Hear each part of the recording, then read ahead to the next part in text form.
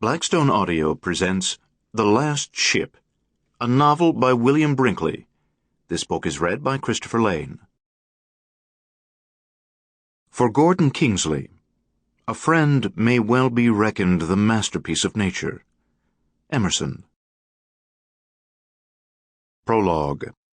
The Sword of the Fleet.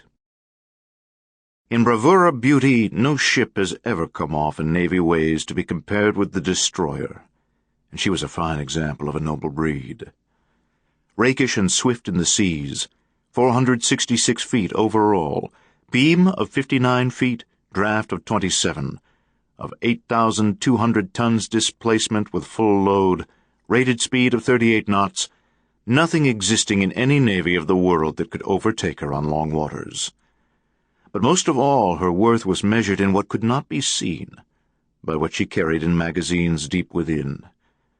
She came armed with tomahawk. She was named the Nathan James after a young ensign who had received the Navy Cross for valor in the Second Battle of the Philippine Sea in World War II. A word about tomahawk. It was fundamentally different from the big fat intercontinental ballistic missile, powered by a small air-breathing engine rather than by huge rockets that lifted ICBMs above the atmosphere.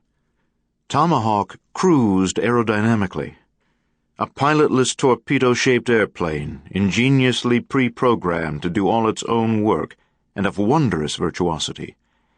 Altogether perhaps the smartest weapon yet contrived by the heartfelt genius of man. All we did was launch it. A fire-and-forget weapon, it totally guided itself from the moment it left the ship until the moment it found target. Initially it climbed and cruised at around 10,000 feet to conserve its fuel.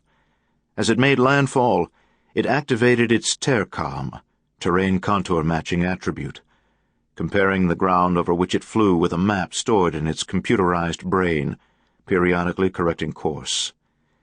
Because it was so small and flew so low, hugging the earth, often at treetop level, its own radar return 1,000th that of a B-52 bomber, equipped now also with both stealth technology and ECM, electronic countermeasures, to confuse or jam enemy radars, it was virtually impossible to detect, track, or intercept.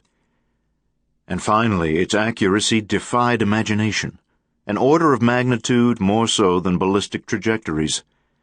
Having flown a couple thousand miles or more from a ship standing far at sea, it could have guided itself through a selected window in the Kremlin. Its history had... Sample complete. Ready to continue?